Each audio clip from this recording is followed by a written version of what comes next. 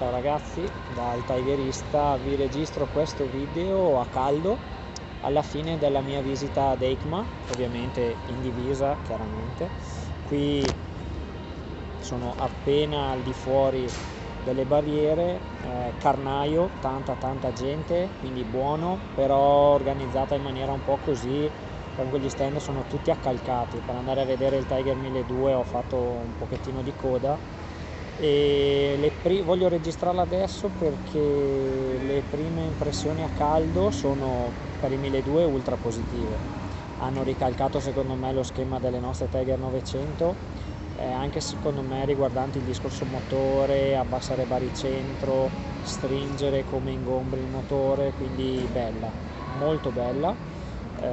Bella perché è stretta, dà proprio l'idea di leggerezza, anche se credo che 230-240 kg, ho parlato con dei ragazzi allo stand, dovrebbe essere comunque, che vuol dire che col tris di valigie presumibilmente alluminio si va sui soliti pesi alla fine. Chiaramente c'è tanto di più e quindi probabilmente questi pesi in più probabilmente non si sentiranno tanto come sulle nostre.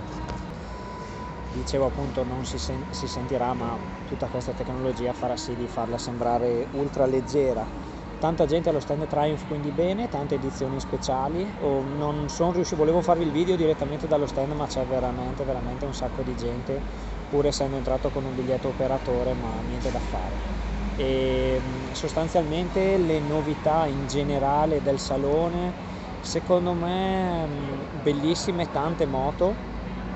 Per me l'innovazione del salone, diciamo legata comunque al discorso moto nuove, è la Guzzi V100.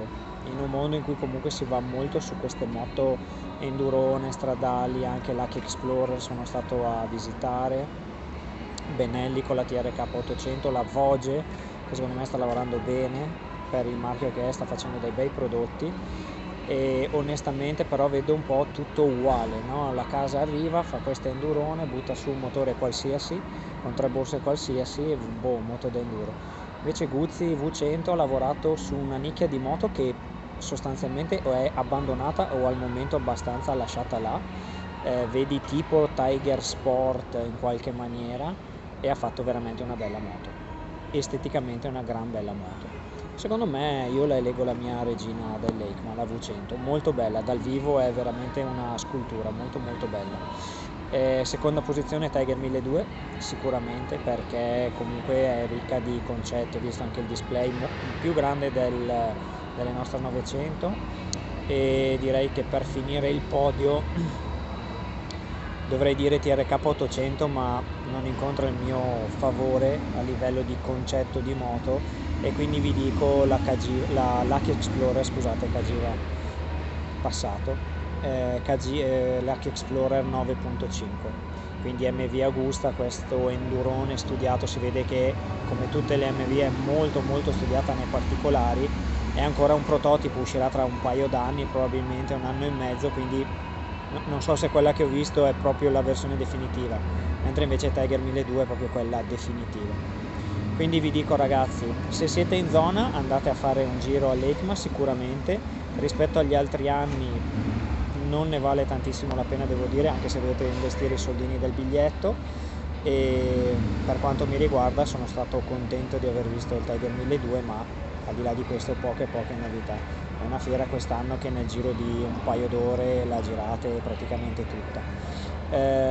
A breve farò un altro video nel quale vi svelo sta benedetta sorpresa che finalmente è arrivata, e in cui vado a recuperare il discorso del calore nelle gambe, perché sul Tiger 1200 hanno spostato i radiatori lateralmente e hanno fatto dei convogliatori per le gambe veramente importanti. Mi sa che gli sono suonate le orecchie ai tecnici Triumph.